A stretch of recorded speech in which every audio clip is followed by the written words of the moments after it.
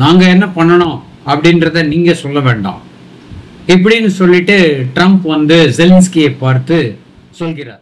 Don't tell us what we're going to feel. We're trying to solve a problem. Don't tell us what we're going to feel. I'm not telling you. Because you're in no position to dictate that. That's Remember exactly this. You're in no position to dictate what we're going to feel. We're going to feel very good. Feel influence. We're going to feel very good and very strong. You will feel influence. You're right now not in a very good position. You've allowed yourself to be in a very bad position, and he happens to be right about it. From the very beginning of the war. You're not in a good position. You don't have the cards right now. With us, you start having cards. But right now, you don't. You're playing cards. You're playing cards. You're gambling with the lives of millions of people. You're gambling with World War III. You're gambling with World War III. And what you're doing is very disrespectful to the country, this country. நீங்கள் வந்து negotiate பண்ணுற நிலைமையில இல்லை அப்படின்ற ஒரு பாயிண்ட்டும் எடுத்து வைக்கிறார். ஸோ இதுதான் வந்து நம்ம இந்த வீடியோவில் பார்க்க போகிற முழுமையான ஒரு விவரம்.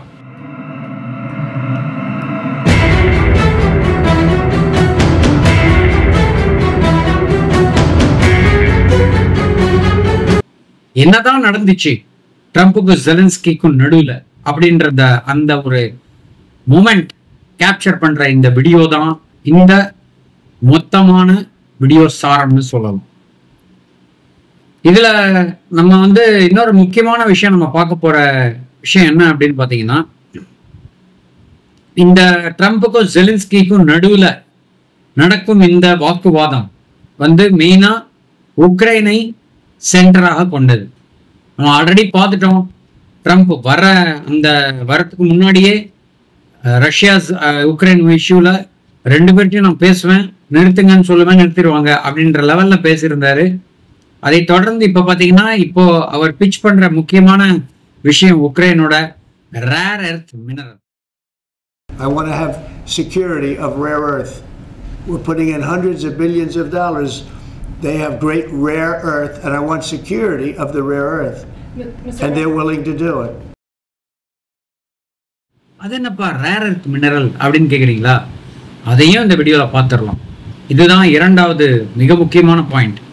மூன்றாவது நம்ம பார்க்க போகிற பாயிண்ட் என்னன்னு பார்த்தீங்கன்னா, இந்த மெயின் இஷ்யூ உக்ரைனுக்கும் ரஷ்யாவுக்கும் உள்ள இஷ்யூ எதனால வந்தது, அந்த இஷ்யூவில் யூஎஸ் உடைய முந்தைய பார்ட் எப்படி இருந்துச்சு, அதாவது பார்ட் 1 சொல்லலாமே, பார்ட் 2 எப்படி இருந்துச்சு, இது ரெண்டுத்தையும் வந்து நம்ம அலசி ஆராயும் ஒரு வீடியோ தான் இந்த video.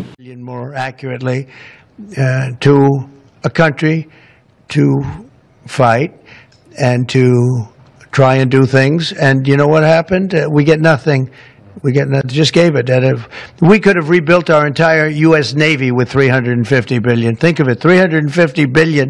We could have rebuilt our U.S. Navy. So he gave it away as fast as the money could be gone. And what we're doing is getting that all back and a lot more than that. And what we need, it's very important for this business that we're talking about here with chips and semiconductors and everything else, we need rare earths. என்னப்பா பயங்கர build up கொடுக்குற அப்படின்ற மாதிரி சொல்றீங்களா? இன்னும் இருக்குங்க விஷயம். ட்விஸ்டே இப்போதான் வருது. என்ன ட்விஸ்ட் அப்படின்னு பார்த்தீங்கன்னா, யூஎஸ் ஒரு பெரிய ஒரு டெசிஷன் எடுக்க போறாங்க, எடுத்தாச்சுன்னு சொல்லலாம். அது நீங்க நியூஸ்ல கூட கேள்விப்பட்டிருப்பீங்க. இந்த ஒரு டெசிஷன் ரஷ்யா உக்ரைன் மட்டும் இல்லாம ஐரோப்பிய நாடுகளுக்கே வந்து பயங்கரமான ஒரு திகிலை கொடுக்கக்கூடிய, அதே சமயத்தில் ஒரு கன்ஃபியூஷன், என்னடா இதுன்னு திகைப்படைந்து நிற்கிறாங்க. அந்த ஒரு ஸ்டேட் ஆஃப் மைண்டுக்கு கொண்டு வந்திருக்கிறார் ட்ரம்ப்னு சொல்லலாம். இந்த 4 பகுதி கொண்டது தான் இந்த ஸ்பெஷல் வீடியோ. நான் பிரகாஷ் பேசுறேன், மோட்டிவேஷன் நியூஸ் சேனல்.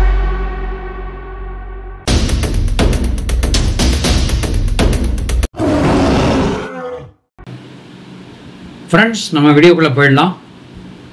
முதல்ல நான் சொன்ன அந்த விஷயம், எங்கிட்ட நீங்க பேச வேணாம், நீங்க பேசுற நிலைமையில இல்லை அப்படின்னு ட்ரம்ப் காட்டமா சொன்னது, ஜெலன்ஸ்கியை பார்த்து அவர் எதுக்காக சொன்னார் அப்படின்னா, முதல்ல இந்த இதை வந்து நீங்க பாருங்களேன், கொஞ்சம் உங்களுக்கு ஒரு ஐடியா கிடைச்சிடும் என்னதான் நடந்துச்சு அப்படின்னு சொல்லிட்டு. He broken this ceasefire. He killed our people and he didn't exchange prisoners. We signed the exchange of prisoners, but he didn't do it. What kind of diplomacy, JD, you are speaking about? What do you mean? I'm talking about the kind of diplomacy that's going to end the destruction of your country. Yes, but if you Mr. President, with respect, I think it's disrespectful for you to come into the Oval Office and try to litigate this in front of the American media. Right now, you guys are going around and forcing conscripts to the front lines because you have manpower problems. You should be thanking the President for trying to bring an end to this conflict. Have you ever been to Ukraine that you say what problems we have? I have been to. Come once. I've actually watched and seen the stories, and I know what happens is you bring them on a propaganda tour, Mr. President. Do you disagree that you've had problems bringing people into your military? And do you think that it's respectful to come to the Oval Office of the United States of America and attack the administration that is trying to prevent the destruction of your country? So, இப்போ இந்த வீடியோல நீங்க பாத்தீங்கன்னா என்ன தெரியுது அப்படின்னா Trump வந்து கம்ப்ளீட்டாக வந்து ஒரு மைண்ட் செட்டுக்கு வந்துட்டார். எப்படியும் வந்து இந்த போரை நிறுத்தி ஆகணும். எப்போ வந்து எல்லா நாடுகள்லையும் நான் வந்து டேரிஃபை இன்க்ரீஸ் பண்ண போகிறேன், மேக் அமெரிக்கா கிரேட்னு சொல்கிறேன், இந்தியா உட்பட சைனா உட்பட அத்தனை கண்ட்ரீஸும் நம்ம காலடியில் இருக்கணுன்ற மாதிரி ஒரு டேரிஃப் வார் நான் நடத்த போகிறேன். நாங்கள் ஏமாந்தவங்க இல்லை, மற்ற கண்ட்ரிஸ் ஏற்றினா நாங்களே ஏற்றுவோம், டேரிஃபை இறக்கினா நாங்களே இறக்குவோம். ஒரு லெவல் பிளேயிங் ஃபீல்டு கொண்டு வந்து ஆகணுன்ற ஒரு கட்டாயத்தில் தான் அவர் பேசிக்கிட்டு இருக்கார். இந்த ஒரு பார்வை தான் அவருக்கு வந்து ஒரு டிஃபரன்ஷியேட் பண்ணுதுன்னு சொல்லலாம் மற்ற பிரசிடென்ட்ஸை பொறுத்தவரை. ஒபாமாவாக இருக்கட்டும், பிடனாக இருக்கட்டும், அதற்கு முன்பு புஷ், மற்ற கிளின்டன் மற்றும் பல பிரசிடென்ட்ஸு எல்லாமே வந்து ஒரு ஸ்ட்ராட்டஜி கையாண்டிருந்தாங்க. ஆனால் இவர் கையாண்டிருக்கிற ஸ்ட்ராட்டஜி பிஸ்னஸ். எனக்கு ஃபேர் டீல் வேணும், இது மூலமாக என் கண்ட்ரியில் பலன் அடையணும். ஒரு பிஸ்னஸ் எம்பையர் எப்படி நடத்துவாங்க? எனக்கு என்ன பிஸ்னஸில் கிடைக்க போகுது, எனக்கு என்ன லாபம், என் கம்பெனி ஸ்டாஃபுக்கு என்ன பண்ண போகிறோம் அப்படின்ற மாதிரி பார்ப்பாங்க. இப்போ இந்த விஷயத்துலேயும் அவர் அப்படி தான் பார்க்குறாரு. கம்பெனி ஸ்டாஃப் வேற ஒரு யாருமே இல்லை இதில். இதை பொறுத்த வரைக்கும் அமெரிக்கன் சிட்டிசன்ஸ் தான் அவருடைய ஸ்டாஃப், அவருடைய கம்பெனி தான் அமெரிக்கா. புரிஞ்சிச்சுல்ல உங்களுக்கு? கார்பரேட் ஸ்ட்ராட்டஜி இதுதான் வந்து அவருடைய முக்கியமான ஒரு மூவ்னு சொல்லலாம். இதனுடைய ஒரு பாகம் தான் ட்ரம்ப் இப்போ கையெடுத்திருக்கும் இந்த ரஷ்யா உக்ரைன் போர். இதில் வந்து டீல் பேசுறதுக்கு ட்ரம்ப்புக்கு தான் வந்து அப்பர் ஹேண்ட் இருக்கு. ஏன்னா அவர் $450 பில்லியன் வந்து யுக்ரைனுக்குள்ள யூஎஸ் இறக்கியிருக்காங்க. அதனால ஜெலன்ஸ்கியே நீங்க பேசாதீங்க, உங்களுக்கு பேசுறதுக்கு எந்த உரிமையும் கிடையாது, நெகோஷியேட் பண்ற நிலைமையில நீங்க இல்லை. இதுதாங்க இந்த விளக்கம். இது பார்ட் 1. இரண்டாவது பார்ட்டுக்கு போவோம். என்னதான் நடந்திருக்கு இப்போ உக்ரைன் ரஷ்யாவை பொறுத்தவரை? ஏன் வந்து ட்ரம்ப் ரேர் எர்த் மினரலை மெயினாக வந்து கொண்டு வர்றார்? எப்போதுமே ஒரு ஆக்ஷனில் ஒரு 3-4 காயை நகர்த்துபவர் ட்ரம்ப். இப்போ இந்த ஆக்ஷன் மூலமாக என்ன நடக்குதுன்னு பார்த்தீங்கன்னா, தெரிந்த விஷயம், ரேர் எர்த் மினரலில் எனக்கு நான் $450 பில்லியன் நான் இன்வெஸ்ட் பண்ணியிருக்கேன், யூஎஸ் இன்வெஸ்ட் பண்ணியிருக்காங்க. அதுக்கு ஒரு எக்ஸ்சேஞ்சாக நீங்கள் உங்களுடைய ரேர் எர்த் மினரல்ஸை நீங்கள் கொடுத்துருங்க. இது பாயிண்ட் நம்பர் 1. எக்ஸ்சேஞ்ச் டீல் பேசியிருக்கிறார் ட்ரம்ப். வின் டீல்னு சொல்லலாமே, அந்த மாதிரி விஷயம். இரண்டாவது, இந்த மாதிரி டீல் மூலமாக நான் உங்களுக்கு என்ன பண்ண போகிறேன் இன்னும் அப்படின்னு பார்த்தா, நான் ரஷ்யாவோட நெகோஷியேட் பண்ணி உங்களுக்கு பீஸ் டீல் ஒன்று பண்ணி கொடுக்குறேன். இது டீல் நம்பர் 2. சரி, இதெல்லாம் நமக்கு தெரிஞ்ச விஷயந்தான். அவங்க பேசுவாங்க, எப்படியோ ஒரு ஸ்ட்ராட்டஜி போட்டு ஓரளவுக்கு பீஸ் கொண்டு வந்துடலான்னு. ஆனால் இது ரேர் எர்த் மினரலை மட்டும் ஏன் அவர் கேட்கணும்? இதில் தாங்க மேட்ரே இருக்குது. இப்போ வேர்ல்டு ஓவர்னு இல்லை, வேர்ல்டையும் தாண்டி விஷயம் எப்படி போகுது அப்படின்னா, யூஎஸுக்கும் சைனாவுக்கும் பெரிய போட்டி. எதில் போட்டி அப்படின்னு பார்த்தா, டெக்னாலஜியில் போட்டி, இன்வெஸ்ட்மெண்ட்டில் போட்டி, பிஸ்னஸில் போட்டி, எல்லா விதமான போட்டிகளும் இருக்குது. ஆனால் இதில் டிஃபரன்ஷியேட் பண்ணக்கூடிய விஷயம் என்ன அப்படின்னு பார்த்தீங்கன்னா, லித்தியமா என்னப்பா சொல்கிற அப்படின்னா, இது ஒரு எக்ஸாம்பிள் தான். லித்தியம் எங்கேயுமே கிடச்சிடாது. இப்போ இந்தியாவுக்கு கொஞ்சம் நாட்கள் முன்னாடி ஒரு 1 or 2 years பேக் ஒரு பார்ட் ஆஃப் இந்தியாவில் வந்து லித்தியம் டெபாசிட்ஸ் கிடச்சதா கேள்வி. சைனாவுக்கு பார்த்தீங்கன்னா பெரிய லித்தியம் டெபாசிட் கிடச்சிருக்கிறதாக கேள்வி. இப்போ லேட்டஸ்ட்டாக நம்ம பாகிஸ்தானில் கூட சொல்லுவாங்க, கோல்டு ரிசர்வ்ஸ் நிறைய இண்டஸ் வேலியில் கிடச்சிருக்குன்னு சொல்லுவாங்க. ஸோ இது எல்லாமே பார்த்தீங்கன்னா ஒரு நாட்டை வந்து எதர் வெல்த்தில் இம்ப்ரூவ் பண்ணும், இல்லைனா டெக்னாலஜியில் இம்ப்ரூவ் பண்ணும். இந்த ரேர் எர்த் மினரல்ஸ் உடைய விஷயமே வந்து நியூக்ளியர், லித்தியம், எலக்ட்ரிக் டெக்னாலஜி மற்றும் அதையும் தாண்டி இந்த ரேர் எர்த் நான் இப்போ சொல்லும்போது நீங்கள் பார்த்துருக்கலாம், உலகத்தையும் தாண்டின்னு ஒரு வார்த்தை சொல்லியிருப்பேன். அதில் என்ன விஷயம் அப்படின்னு பார்த்தீங்கன்னா, சைனாவும் ரஷ்யாவும் சைனாவும் அமெரிக்காவும் வேர்ல்டில் மட்டும் இல்லைங்க, மூணில் கூட ஒரு போட்டி நடந்துக்கிட்டு இருக்கு. சீக்கிரமாக யார் வந்து மூணில் காலை பதிக்கிறார்கள், மூணு மட்டும் இல்லை மற்ற பிளானட்ஸில் பதிக்கிறார்கள், அங்கே உள்ள மினரல்ஸ் எல்லாம் இங்கே இடத்துக்கு எப்படி கொண்டு வரலாம் அப்படின்ற ஒரு போட்டி நடந்துக்கிட்டு இருக்கு. அதில் முந்திக்கொள்ள ஆசைப்படுகிறார் ட்ரம்ப்னு தான் சொல்லலாம். ரேர் எர்த் மினரல்ஸ் காம்பன்சேஷன் வந்து அமெரிக்காவுக்கு உக்ரைன் மூலமாக கிடைத்தால் கண்டிப்பாக அது ஒரு பெரிய ஒரு பிரேக் த்ரூன்னு தான் சொல்லலாம். சைனாவோட டைரக்ட் கான்ஃப்ளிக்டில் அமெரிக்கா வந்து நிற்பாங்க. கண்டிப்பாக இதனால பல விஷயங்கள் நடக்கும். போர்னு சொல்ல மாட்டேன், பட் அதையும் தாண்டி பல விஷயங்கள் நடக்கும். டெக்னாலஜி, இன்வெஸ்ட்மெண்ட் ரெண்டுத்துலேயுமே வந்து ரெண்டுமே ஜாம்பவான்கள். கண்டிப்பாக இது ஒரு பெரிய போட்டின்னு தான் சொல்லலாம். இதனால தான் வந்து ரேர் எர்த் மினரல் அப்படின்றத வச்சு பீஸ் டீல் பேசிக்கிறார் ட்ரம்ப். இதுதான் என்னுடைய பார்ட் நம்பர் 2. மூன்றாவது பகுதிக்கு வருவோம். சரி, இப்போ இந்த பீஸ் டீல் மூலமாக ரஷ்யா உக்ரைனுக்கு ஒரு அமைதியை கொண்டு வரலாம் அப்படின்னு ட்ரம்ப் ஸ்டான்ஸ் எடுத்திருக்காருங்கிறத நம்ம பேசிக்கிட்டு இருக்கோம். ஸோ இதுக்கு முன்னாடி என்ன நடந்தது? வேர்ல்டு ஓவர் பார்த்தீங்கன்னா அமெரிக்காவை எல்லோரும் போர் விரும்புபவர், போராளின்னு சொல்கிறத விட போருக்காக அலைபவர் அப்படின்ற மாதிரி யூஎஸை பார்த்தாங்க. ஏன் அப்படின்னா எல்லாருக்குமே தெரியும், பிடன் தான் அதுக்கு மெயின் காரணம். எங்கே பார்த்தாலும் போர், இஸ்ரேல் காசா போர், அதே மாதிரி சைனா பெல்ட் தைவான் அந்த சைடும் வந்து போருக்கு ஆயத்தமாகி கொண்டிருந்தார். அது மட்டும் இல்லாமல் ரஷ்யா உக்ரைன் தான் அவருடைய ட்ரிகர். ஸோ இவ்வளோ விஷயங்கள் நடக்கும்போது அமெரிக்கா அமைதியை விரும்பாதா அப்படின்ற மாதிரி ஒரு இது கிராஜுவலாக பில்டப் ஆகிட்டு வந்தது. இதை மாற்ற வேண்டும். 2 விஷயம், பிடன் டெமோக்ராட்டிக் பார்ட்டி அவருடைய பாலிசிஸுக்கு எதிரான பாலிசி தான் ட்ரம்ப் போடுது. ஆனால் சில காமன் எலிமெண்ட்ஸ் இருக்கும், லைக் அமைதி, அந்த மாதிரி வார், ட்ரேட் வார், இந்த மாதிரி விஷயங்கள் காமனாக இருந்தாலும் அவங்க வந்து பார்க்குற விஷயம் நான் மற்றவங்கள்லேருந்து டிஃபரன்ஷியேட் ஆகி இருக்கணும். இதை தான் ட்ரம்ப் பார்க்குறாரு. இதுக்கு முக்கியமான ஒரு விஷயந்தான் வந்து பிடன் போரை விரும்பினார், நான் போரை விரும்பவில்லை. அவரே இப்போ மார்த்தட்டி கொள்கிறார். பார்க்குறீங்கல்ல, எல்லா இதுலேயுமே வந்து சொல்லுவார், நான் தான் ஒரே பிரசிடென்ட், என்னுடைய ஆட்சியில் நான் நார்த் கொரியன் பிரசிடென்ட்டையே நேராக போய் கை கொடுத்துட்டு வந்தேன், சண்டையே இல்லை. ஒரே ஒரு இது அவருடைய போகிறதுக்கு முன்னாடி ஈரானில் ஒரு இது அடித்தார். அதுக்கும் இப்போ காம்பன்சேட் பண்ணுற மாதிரி ஈரானோட பீஸ் டீல் பேசிக்கொண்டிருக்கிறார் ட்ரம்ப்னு சொல்லலாம். அமைதியின் ஒரு உருவம் நான் தான் அப்படின்ற மாதிரி ஒரு இமேஜை பில்டப் பண்ணுகிறார் ட்ரம்ப்னு சொல்லலாம். இதுதான் வந்து நான் சொல்ல வர பார்ட் நம்பர் 3. 4வது, உக்ரைனுக்கு யுஎஸ் வந்து மிக மிக முக்கியமான ஒரு பகுதியாக மாறிவிட்டது. யுஎஸ் இல்லாமல் உக்ரைன் இல்லை அப்படின்ற லெவலில் வந்துட்டாங்க. ஸோ நான் இப்போ உங்கள்கிட்ட சொன்னேன், இப்போ இந்த பேச்சில் இந்த ட்ரிகர் வந்த மெயினான காரணம் என்னன்னு பார்த்தீங்கன்னா, ட்ரம்ப்புக்கு வந்து ஜெலன்ஸ்கி பேசின முறை பிடிக்கவில்லை. ஏன்னா அவர் ஆரம்பத்துலேருந்தே அவரை பேச விட்டார். பேச ஜெலன்ஸ்கி என்ன சொன்னார்னா, எனக்கு வந்து புட்டின் ரொம்ப ரொம்ப இதுவாக இருக்கார், ஆரம்பத்துலேருந்தே போர்னு அலைகிறாரு, நிறைய பேர் இறந்துட்டாங்க. உண்மைதான், இல்லைன்னு சொல்லலை. ஆனால் ட்ரம்ப் பார்க்குற பார்வை என்னென்னா, என்ன எப்போதுமே நெகட்டிவாக ஒரு எப்போவுமே வந்து ஒரு கிரிட்டிசிசமாக பேசிக்கிட்டு இருந்தால் எப்போ தான் நம்ம அமைதி பேச்சுவார்த்தை நடத்துவது அங்கே அப்போ தான் அவர் வேன்ஸ் வந்து ஒரு கேள்வி எழுப்ப அதுக்கு காட்டமாக பதில் சொன்னார் ஜெலன்ஸ்கி. ஸோ அந்த விஷயம், அந்த மொமெண்ட்டு தான் வந்து இந்த ட்ரிகரையே மெயினாக கொடுத்துருக்குன்னு சொல்லலாம். அதை நீங்களே பாருங்கள்.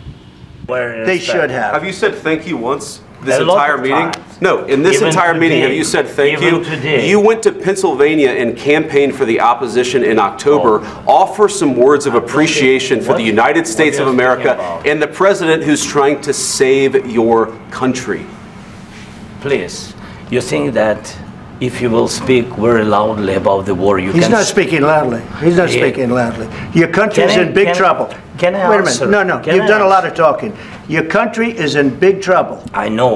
You're not winning. I know. You're not winning this.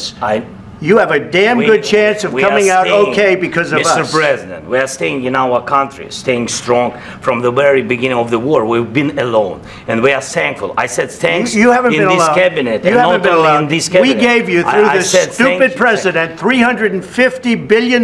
You voted we gave for you your military president. equipment, You and you voted men for are your brave, president. but they had to use our military. Yes. What about West if Africa? you didn't have You our invited military me- equipment, you invited if me you to didn't speak. have our military equipment, this war would have been over in 2 weeks. In 3 okay? days, I heard it from Putin. In 3 days, this is something Maybe new. less. In 2 weeks, of course, yes. It's going to be a very hard thing to do business like this. I Again, tell you you. just say thank you. I said a lot of times thank you to American people. Except that there are disagreements, and let's go litigate those disagreements rather than trying to fight it out in the American media when you're wrong.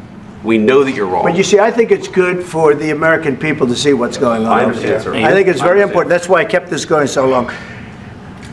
You have to be thankful. You don't have the I'm cards. thankful. You're buried there. Your people are dying. tell you You're again, running I low know. on soldiers. Don't- Listen, don't please, you're running Mr. low on President. soldiers. It would be a damn good thing. Mr. And then President. then you tell us, I don't want a ceasefire. I don't want a ceasefire. I want to go and I want this. Look. If you could get a ceasefire right now, I tell you, you take it so the bullets stop flying and your men stop getting killed. Of course, we want to stop the war. But you're saying you don't want a ceasefire. But I said to you, I want a ceasefire. with guarantees. Because you'll get a ceasefire faster than an agreement. Ask our people about ceasefire, what they think. That wasn't doesn't with matter me. for you what- that what wasn't this with me. means. It That was wasn't with with you. a guy named Biden, who was not a smart person. But this That is was your, with, this that was is with your Obama. president. It was your president. Excuse me. That was with Obama, who gave you sheets, and I gave you javelins. Yes. I gave you the javelins to take out all those tanks. Obama gave you sheets. In fact, the statement is Obama gave sheets and Trump gave javelins. You got to be more thankful, because let me tell you, you don't have the cards. With us, you have the cards. But without us, you don't have any cards. One more question to Mr. Vice President. I'm sorry, It's going to here. be a tough deal to make, Um, because the attitudes have to change. what if Russia breaks ceasefire? What if Russia breaks peace talks? What do you do then? I understand that it's a heated conversation right What are now, you but saying? what She's if asking, Russia- what if Russia Putin breaks the ceasefire? for the- What if anything? What if a bomb drops on your head right now? But they have Okay? broken What if they ceasefire broke it? many I don't know. They broke it with Biden because Biden, they didn't respect him. They didn't respect Obama. They respect me. But all- Let me tell you, Putin went through a hell of a lot with me. He went through a phony witch hunt where they used him and Russia. Russia. You ever hear of that deal? That was a phony Hunter Biden, Joe Biden scam. Hillary Clinton, Shifty Adam Schiff. It was a Democrat scam. And he had to go through that. And he did go through it. We didn't end up in a war. And he went through it. He was accused of all that stuff. He had nothing to do with it. It came out of Hunter Biden's bathroom. It came out of Hunter Biden's bedroom. It was disgusting. And then they said, oh, the laptop from hell was made by Russia. The 51 agents. The whole thing was a scam. And he had to put up with that. He was being accused of all that stuff. All I can say is this. He might have broken deals with Obama and Bush, and he might have broken them with Biden. He did, maybe. Maybe he didn't. I don't know what happened. But he didn't break them with me. He wants to make a deal. I don't know if you can make a deal. The problem is, I've empowered you to be a tough guy. And I don't think you'd be a tough guy without the United States. And your people are very brave. But you're either going to make a deal or we're out. And if we're out, you'll fight it out. I don't think it's going to be pretty, but you'll fight it out. But you don't have the cards. But once we sign that deal, you're in a much better position. But you're not acting at all thankful. And that's not a nice thing. I'll be honest, that's not a nice thing. All right, I think we've seen enough. What do you think? Huh? This is going to be great television, I will say that. All right, we'll see what we can do about putting it together. Thank you. Guys, let's go.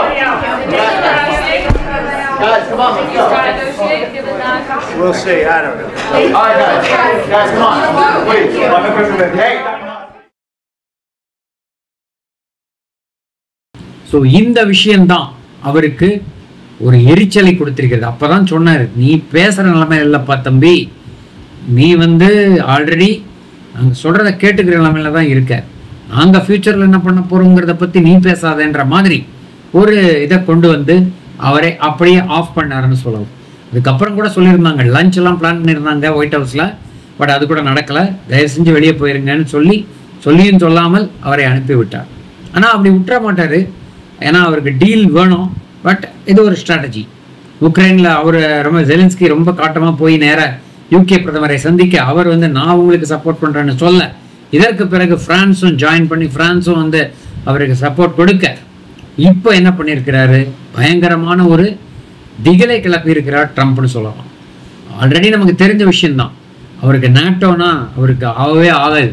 இப்போ என்ன சொல்லியிருக்காருன்னா, America நேட்டோவிலிருந்து வெளிவருகிறது அப்படின்னு ஒரு அதிரடியை போடுறாரு. Stun ஆயிட்டாங்க, European union எல்லாம் stun ஆயிட்டாங்க. என்னப்பா அது எதிர்பார்த்தோம், பட் இவ்வளவு சீக்கிரமாவானா? எஸ், அதிரடிக்கு பேர் போனவர் ட்ரம்ப். ட்ரம்ப் டு அதிரடி, வேற ஒண்ணுமே சொல்ல முடியாது. அந்த மாதிரி ஒரு விஷயத்தை கொண்டு வந்து இப்போ இது விட்டிருக்கிறது. நம்முடைய இந்த நிலைமைன்னு சொல்றதுல மிகையாகாதுன்னு சொல்லி இந்த வீடியோ பதிவை நான் முடிச்சுக்க விரும்புகிறேன். நான் கேட்குற ஒரே கேள்வி உங்ககிட்ட வியூவர்ஸ், நீங்க என்ன நினைக்கிறீங்க? இந்த உக்ரைன் ரஷ்யா வார் பொசிஷன் வந்து நல்ல அமைதியை நோக்கி செல்லுமா, அல்லது மற்ற நாடுகள்லாம் சேர்ந்து யூரோப்பியன் யூனியன், ஜெர்மனி, பிரான்ஸ் மற்றும் பல நாடுகள் சேர்ந்து அமெரிக்காவை வந்து நாங்கள் ஈக்குவலாக எங்களாலையும் ஃபைட் பண்ண முடியும் அப்படின்னு காட்டுவாங்க? ஆல்ரெடி நான் முன்னாடியே சொன்ன வீடியோஸில் பார்த்துருந்தீங்கன்னா தெரிஞ்சிருக்கோம். நாஸ்ட்ரடாமஸ் ப்ரெடிக்ஷன்ஸ் ப்ளஸ் பாபா வங்கா சொல்லியிருக்காங்க, யூரோப்பில் வந்து ஒரு வார் இருக்குன்னு சொல்லி. எந்த டைமென்ஷனில் எடுக்கும் என்று தெரியவில்லை, ஆனால் அதை நோக்கி தான் ஆரம்பித்திருக்கிறதோ அப்படின்னு ஒரு டவுட் தான் இருக்குது. உங்கள் கமெண்ட்ஸ் இந்த பதிவை பற்றி வரவேற்கப்படுகிறது. கடைசியாக நான் சொல்கிற விஷயம் என்னென்னா, என்னுடைய ப்ரீவியஸ் யூஎஸ் வீடியோஸ் இந்த மேலே இதில் கொடுத்துருக்கேன், அதையும் பாருங்கள். உங்களுடைய முழு புரிதல் அந்த விஷயத்துலேருந்து உங்களுக்கு பூர்த்தியாகும் அப்படின்னு சொல்லி இந்த வீடியோ பதிவை நான் முடித்துக் கொள்கிறேன். சுவாரஸ்யமான தகவலுடன் மீண்டும் இணைவோம். நன்றி, வணக்கம்.